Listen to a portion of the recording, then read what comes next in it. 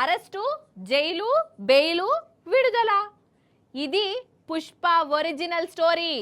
అయితే Pushpa cinema hero Allu అర్జున్ను Chikkadpally పోలీసులు ఇంటికి పోయి అరెస్ట్ చేసిర్రు. ఎందుకయ్యా అనంటే సంధ్యా టాకీసులా తొక్కిసలాట అయింది కదా, పాపం అందులో రేవతి అనే ఒక అక్క జీవిడిచింది. ఇక ఈ పుష్పరాజు చేయబట్టుకునే ఆమె పానం పోయిందని బన్నీ బాబును అరెస్ట్ చేసిర్రు.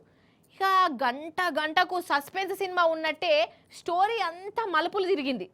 పాండ్రిగా అసలు ఏమైంది, ఏంది కథ, అసలు ఈ స్టోరీ వెనక ఉన్న అసలు ముచ్చటే ఏంది, అవన్నీ నడుచుకొని వద్దాం రండ్రి. అయితే పగలు 11:30-12ంటికి చిక్కడపల్లి పోలీసులు మన అల్లు అర్జున్ ఇంటికి వచ్చిర్రు. ఇక నిన్న అరెస్ట్ చేస్తా అన్నాము, ఇక పోలీస్ టౌన్కు ఇప్పుడే రా అని అన్నారట. ఇక అటు బన్నీబాబుకు షాక్ కొట్టినంట పని అయింది. ఇది ఎక్కడ కథరు అని అనుకున్నాడు.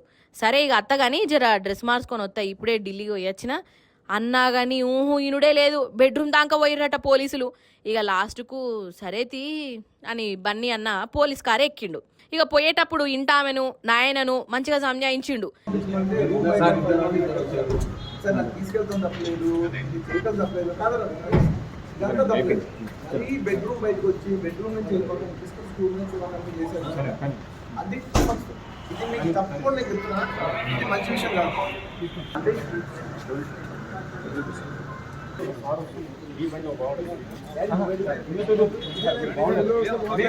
ఇక పోలీస్ టౌన్కు పోయినాక ఆడ 2-3 గంటల ఎంక్వైరీ నడిచింది.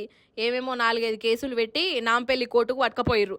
ఇక ఆడ 14 రోజుల రిమాండ్ ఇచ్చిర్రు, అంటే 14 రోజులు ఖైదీ అన్నట్టు.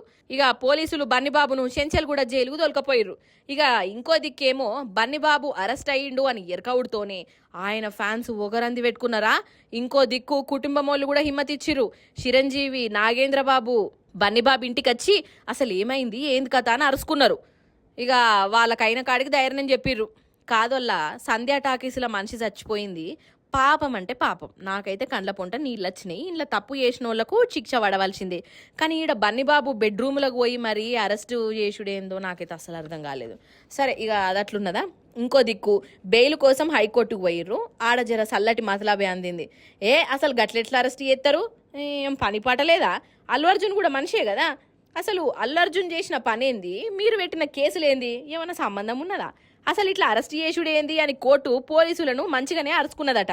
4 వారాలు బెయిల్ ఇచ్చింది. అంటే చెంచల్గూడ జైలుకు పోయిన ఈ పుష్పరాజుకు అదే రోజు బెయిల్ దొరికింది అన్నట్టు. ఇక గిట్లా ఒక్క పూట కూడా కాకుండా బెయిల్ దొరికిందంటే కోర్టు కూడా అరెస్ట్ చేసినందుకు మందలిచ్చిందంటే అసలు గిట్లా ఆగమాగం అరెస్ట్ చేసుడు కూడా కరెక్ట్ కాదనే అనిపిస్తున్నది కదా నొల్ల ఎవ్వరికైనా. మొత్తానికి పుష్ప సినిమాల పోలీసులు అరెస్ట్ చేయకున్నా బయట మాత్రం ఒక పూటనన్న జైల్లో పెట్టిరుపు అని చెప్పుకుంటాండ్రు. ఇక బన్నీబాబుకు బెయిల్ దొరుకుడుతోనే ఆయన అభిమానులది ఒక సంబరం కాదు. అసలే ఇప్పుడు పాన్ ఇండియా హీరో అయిపోయిండు. దేశంలో ఉన్న ఛానళ్ళన్నీ ఈ పూటంతా మన పుష్పరాజు గురించే మాట్లాడుకుంటున్నాయి. ఇక ఈడు ఇంకోటి చెప్పాలి, కొన్ని వద్దుల సంధి చిరంజీవి ఫ్యాన్స్కు ఈ బన్నీబాబు ఫ్యాన్స్కు పడతనే పడతలేదు అని అంటున్నారు కదా. కానీ ఈ కేసు చేయబట్టి మేమందరం ఒక్కటే అలుగుడు గులుగుడు ఉన్నా కానీ ఆపతొస్తే మాత్రం అందరం ఒక్కటైతామని లోకానికి చూయించిర్రు. గది కథ.